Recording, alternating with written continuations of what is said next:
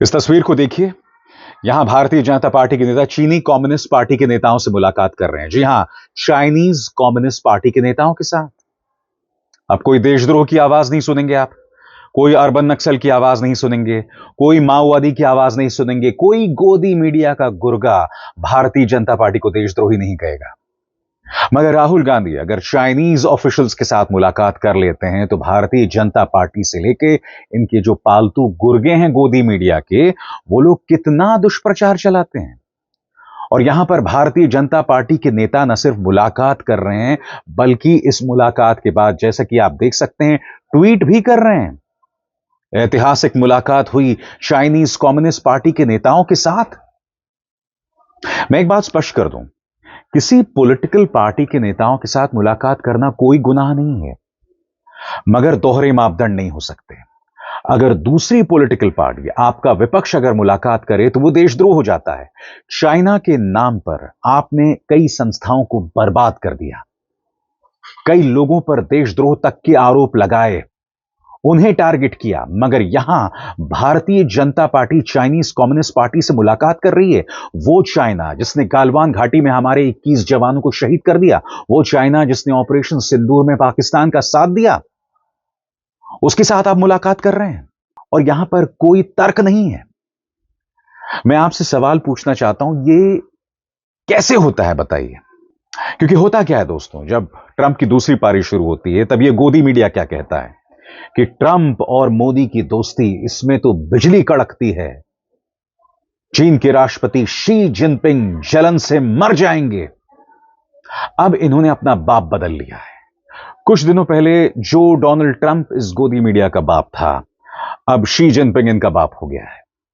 और सबसे शॉकिंग बात, यह मुलाकात उस दिन हो रही है जब चाइना ने यह दावा किया है कि सक्सम वैली, जिसे भारत अपना अभिन्न अंग मानता है, वो चाइना का हिस्सा है और भारत उस पर दावा नहीं कर सकता।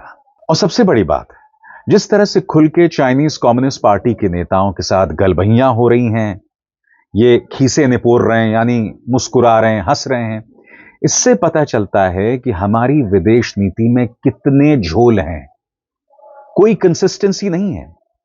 विदेशी मामलों के जानकार ब्रह्मा चेलानी इस पर प्रहार करते हैं। वो क्या कहते हैं, गौर फरमाएं। ब्रह्मा चेलानी कहते हैं, चीन की बार बार की आक्रामकता के बावजूद हर भारतीय सरकार आखिरकार उसे खुश रखने की नीति की तरफ फिसलती नजर आती है। बीजेपी और चाइनीज कम्युनिस्ट पार्टी के बीच दिखाई देने वाली ये तथाकथित गर्मजोशी, जिसकी झलक इस तस्वीर में बीजेपी मुख्यालय आए उप मंत्री के नेतृत्व वाले चीनी प्रतिनिधिमंडल से मिलती है, ऐसे वक्त सामने आई है जब सिर्फ 8 महीने पहले ही बीजिंग ने चुपचाप लेकिन अहम भूमिका निभाकर पाकिस्तान के खिलाफ भारत के ऑपरेशन सिंदूर को नाकाम करने की कोशिश में दखल दिया था। इसी दौरान चीन ने रणनीतिक रूप से अहम शक्सगाम घाटी पर अपना रुख और साफ करते हुए पहली बार उसे चीनी इलाका कहना शुरू कर दिया। वहीं दूसरी तरफ भारत ने पूर्वी लद्दाख में 2020 से पहले वाली जमीनी स्थिति बहाल करने की अपनी मांग को चुपचाप छोड़ दिया। यानी कि दो मुद्दे हैं, वो हिस्सा लद्दाख का जो हम अपना मानते थे, उस पर हम अपना दावा नहीं कर रहे हैं। दूसरी बात सक्सम वैली, जिस पर चाइना ने अपना दावा ठोका है और पहली बार अपना दावा ठोका है। सुनिए विदेश मंत्रालय की प्रवक्ता क्या कह रही हैं। 首先，你提到的领土属于中国领土，中方在自己的领土上开展基础设施建设无可非议。中国和巴基斯坦已于上个世纪的60年代签署了边界协定，并且划定了两国的边界，这是中巴作为主权国家的权利。那么你提到中巴经济走廊，这是一个经济合作倡议，旨在促进当地的经济社会发展和改善民生。中巴边界协定和中巴经济走廊不影响中方在克什米尔问题上的立场，中方在这个问题上的立场没有变化。 सबसे बड़ी बात मैं आपको बतलाना चाहता हूं कि भारत ने इस दावे को सिरे से खारिज किया है। विदेश मंत्रालय के प्रवक्ता रणधीर जायसवाल कहते हैं कि सक्सम वैली भारत का अभिन्न अंग है।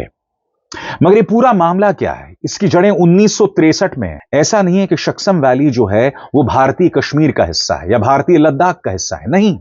मगर ये जो मुलाकात हुई ना दोस्तों, और खास तौर से चाइनीज विदेश मंत्रालय ने जो बयान दिया है, इस पर कांग्रेस ने सीधा प्रहार किया है। क्या कहती हैं सुप्रिया सुनीत इन तस्वीरों पर, इस पर गौर फरमाएं। वो कहती हैं, ये फोटो बीजेपी दफ्तर की है। बीजेपी की नेता और चीन की कम्युनिस्ट पार्टी के नेताओं के बीच मीटिंग हो रही है। ऑपरेशन सिंदूर में चीन ने पाकिस्तान का साथ दिया। गालवान में हमारे जाबाजों की शहादत हुई। चीन लद्दाख में अतिक्रमण किए बैठा है। अरुणाचल में गांव बसा रहा है और यहां गलबहियां चल रही हैं। मीडिया के चरण चुंबकों, आज नहीं पूछोगे ये रिश्ता क्या कहलाता है? बीजेपी ने क्यों किया देशद्रोह? बीजेपी चीन में कौन सा गुप्त समझौता हुआ? क्योंकि मैं आपको बतलाना चाहता हूं दोस्तों कि राहुल गांधी या विपक्ष का कोई भी नेता अगर किसी चाइनीज ऑफिशियल से मुलाकात करता था तो उसको लेकर कितना बवाल किया जाता था। सबसे बड़ी बात, मैं खुद इसका भुक्तभोगी हूं। आपको याद है न्यूज क्लिक पर रेड मारी गई थी चाइना के साथ रिश्तों को लेकर। मुझे टारगेट किया गया था। यह सब हुआ था दोस्तों चीन के नाम पर, मगर फिर चाइना पर यू टर्न ले लिया। आज कोई गोदी मीडिया चीन को खलनायक नहीं मानता, चीन को दुश्मन नंबर 1 नहीं मानता, मगर यही गोदी मीडिया एक जमाने में ट्रंप को अपना बाप और चाइना पर निशाना साधता था। बहरहाल, चाइना की जो फॉरेन मिनिस्ट्री की प्रवक्ता हैं जिन्होंने शक्सम वैली पर बयान दिया, इस पर कांग्रेस का बयान आपके स्क्रीन पर। चीन ने जम्मू कश्मीर की शक्सगाम वैली को अपना इलाका कहा। पिछले कई दिनों से CPEC के नाम पर चीन जहां कंस्ट्रक्शन कर रहा है, लद्दाख के बाद अब चीन यहां तक कैसे घुस गया? चीन इतनी हिमाकत कैसे कर रहा है? उधर बीजेपी नेताओं की चीन की कम्युनिस्ट पार्टी के साथ मीटिंग हो रही है। आज सवाल यह पूछना पड़ेगा कि भारत की विदेश नीति कौन चला रहा है? क्या यह बात सही नहीं है कि यह शख्स एस जयशंकर आजाद भारत के इतिहास का सबसे नाकारा और सबसे कायर विदेश मंत्री है? मैं आपसे समझना चाहता हूं, हालांकि मुझे इस बात की गलतफहमी नहीं है कि विदेश मंत्रालय भी प्रधानमंत्री कार्यालय ही चलाता है, मगर ये जो शख्स है ना एस जयशंकर, वो भारतीय जनता पार्टी सरकार में गिने चुने जो पढ़े लिखे मंत्री हैं या नेता हैं उनमें शुमार है। अंग्रेजी बहुत अच्छी बोलते हैं। इनके जो भक्त हैं इन्हें लेजर आइज जयशंकर के तौर पर पेश करते हैं और हर गुजरते दिन के साथ ऐसी घटनाएं हो रही हैं जो हमारी विदेश नीति पर सवाल उठा रही हैं। भारतीय जनता पार्टी ने जिस तरह से चाइनीज कम्युनिस्ट पार्टी के साथ मुलाकात की, वो विवाद का मुद्दा बन ही गया है। अब मैं आपके सामने 2 और मुद्दे रखना चाहता हूं। जैसे कि आप जानते हैं कि जर्मनी के चांसलर इस वक्त भारत में है। अब यहां पर उन्होंने बयान दिया है कि हमें खुशी है कि रूस पर भारत की निर्भरता कम हो रही है या खत्म हो रही है। याद कीजिएगा, पोलैंड के विदेश मंत्री ने यही बात एस जयशंकर की मौजूदगी में कही थी। तो मैं आपसे सवाल पूछना चाहता हूं कि रूस को लेकर हम क्या संदेश दे रहे हैं? वो रूस जो हमारा सुख दुख में साथी रहा है, उस रूस को लेकर विदेशी मेहमान आते हैं, रूस की तौहीन करते हैं या रूस को लेकर कुछ ऐसा बयान देते हैं जिससे भारत सहमत नहीं है, चले जाते हैं, मगर हमारा विदेश मंत्रालय चूं तक नहीं करता। मैं आपको बतलाना चाहता हूं दोस्तों, आपके स्क्रीन पर यह हैं जर्मनी के चांसलर और उन्होंने कहा है कि जर्मनी भारत के साथ रक्षा समझौते करना चाहता है, रक्षा में सहयोग बढ़ाना चाहता है। इससे हम दोनों की ताकत बढ़ेगी और साथ ही भारत जो है वो रूस पर कम निर्भर होगा। जर्मनी के चांसलर, पहले पोलैंड के विदेश मंत्री ने यही बयान दिया, अब जर्मनी के चांसलर यही बात कह रहे हैं। सुनिए क्या कहा जर्मनी के चांसलर ने। We want to deepen our defense industries and the cooperation of our defense industries, and this has strategic significance. That strengthens both, and that leads to the fact that India is less dependent on Russia. You saw it. We signed groundbreaking memoranda of declaration. One memorandum stipulates the closer cooperation of our defense industries in the field of development and production. और याद कीजिएगा दोस्तों, Poland के विदेश मंत्री ने कहा था कि मुझे संतोष है कि भारत ने रूस से तेल लेना कम कर दिया है। और यह बात किसी और के सामने नहीं, हमारे विदेश मंत्री एस जयशंकर के सामने कही गई थी। ये लोग ऐसी बातें कहकर चले जाते हैं जो भारत के हित में नहीं है, भारत के सामरिक हित में नहीं है। सुनिए पोलैंड के विदेश मंत्री ने क्या कहा था। And I expressed my satisfaction regarding the reduction of import of Russian oil to India, because this is financing the war machine of Putin. So it is something that we can discuss further as well when I travel to India next week. और आगे बढ़ने से पहले एक जरूरी संदेश, मेरे कार्यक्रमों के लिए आप नोटिफिकेशन का इंतजार मत कीजिए, मेरे चैनल में जाइए और खुद जाकर कार्यक्रम देखिए और रहिए अपडेटेड। तो जैसे मैंने कहा दोस्तों, इस देश की विदेश नीति, इस देश की सामरिक नीति जो है वो भगवान भरोसे है। ये हैं हमारे राष्ट्रीय सुरक्षा सलाहकार माननीय अजीत डोभाल। इन्होंने परसों ही बयान दिया था जिसमें उन्होंने कहा था कि विदेशी आक्रांताओं ने जो मंदिर बर्बाद किए थे उसको लेकर हमारे युवाओं को बदला लेना चाहिए, प्रतिशोध लेना चाहिए। यह इनका बयान था। यानी कि जो मौजूदा सामरिक नीति है, मौजूदा विदेश नीति है, उस पर ध्यान ना दो, मगर देश के युवा को, जेन जी को अतीत में दफन कर दो, अतीत के मुद्दों में उलझा कर रख दो। यह है इस देश के लिए अजीत डोभाल और एस जयशंकर की विरासत।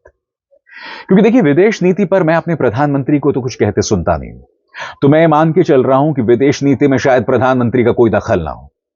हालांकि प्रधानमंत्री कार्यालय में ऐसे कई तबके हैं, ऐसे कई एलिमेंट्स हैं जो हर मंत्रालय में दखल देते हैं, जिसमें एक विदेश मंत्रालय भी शामिल है। अब चूंकि प्रधानमंत्री इस पर कभी कोई बयान नहीं देते हैं, लिहाजा मैं मानकर चल रहा हूं कि विदेश नीति में उनकी ज्यादा दिलचस्पी नहीं है। उनकी दिलचस्पी सिर्फ एक बात में है, ट्रंप के लिए वोट मांगना। अब की बार ट्रंप सरकार। सुनिए the words of candidate Trump, अब की बार ट्रंप सरकार। या फिर उन्हें कोरोना के बीचों बीच भारत आमंत्रित करना और कहना माय फ्रेंड डोनाल्ड ट्रंप। सुनिए, my friend, India friend, the president of the United states of America mister Donald Trump. या फिर विदेशों में जाकर अपने लिए रॉक शो करवाना, भीड़ इकट्ठी करवाना, चुनावी सभाएं कराना, खुद को विश्व गुरु के तौर पर पेश करना। अगर यह सब करना है तो प्रधानमंत्री की दिलचस्पी विदेश नीति में है, अदरवाइज कोई दिलचस्पी नहीं है। इन लोगों ने मजाक बनाकर रख दिया दोस्तों। मैं फिर स्पष्ट कर दूं, अगर आप चाइनीज कम्युनिस्ट पार्टी के नेताओं से मुलाकात कर रहे हैं तो इसमें कुछ गलत नहीं है। पार्टियां मुलाकात करती हैं, मगर दोहरे मापदंड नहीं हो सकते हैं।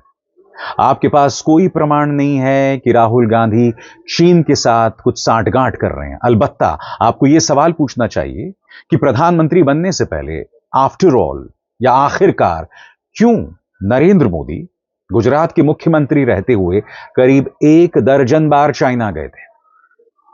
यह सवाल तो पूछा जाएगा ना साहब, या इस सवाल पूछने में भी कुछ गलत है।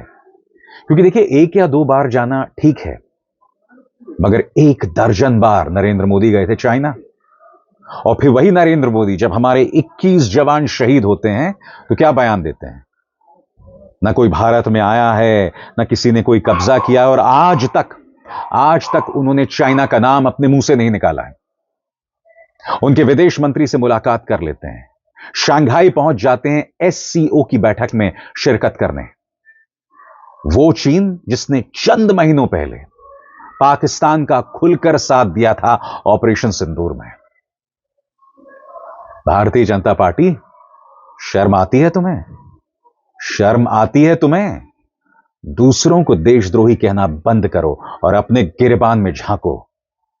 इस बेशर्मी पर लगाम लगाओ। बेहूदगी है अव्वल दर्जे की। अविसार शर्मा को दीजिए इजाजत। नमस्कार।